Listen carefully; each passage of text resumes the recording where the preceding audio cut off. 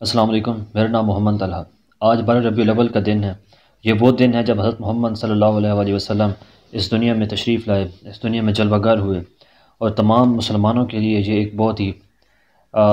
بابرکت دن ہے کہ حضرت محمد صلی اللہ علیہ وآلہ وسلم کو معلم بنا کر اللہ تعالیٰ نے اس دنیا میں بھیجا۔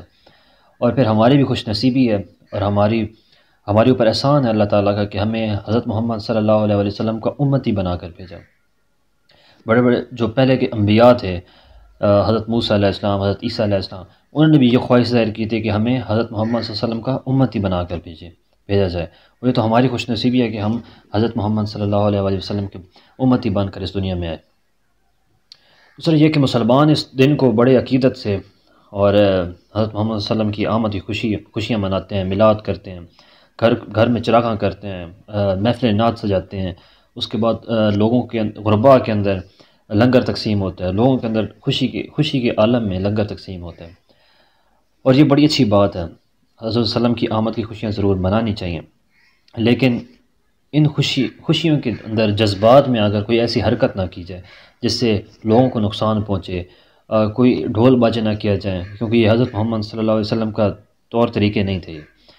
اور ایسے کوئی حرکت نہیں کرنی چاہیے جس سے حضرت محمد صلی اللہ علیہ وسلم کو تکلیف پہنچے، ان کی امتیوں کو تکلیف پہنچے، اور ایسی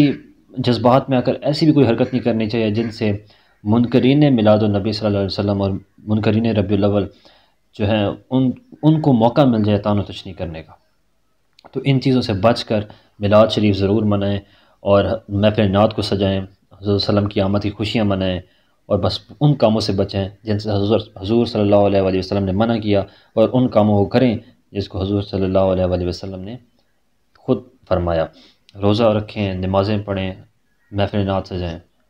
اور حضور صلی اللہ علیہ وسلم کی آمد کی خوشیاں منائیں۔ ذکر رسول شرط ہے ذکر خدا کے بعد، محفل میں رونق آتی ہے ان کی ثنا کے بعد۔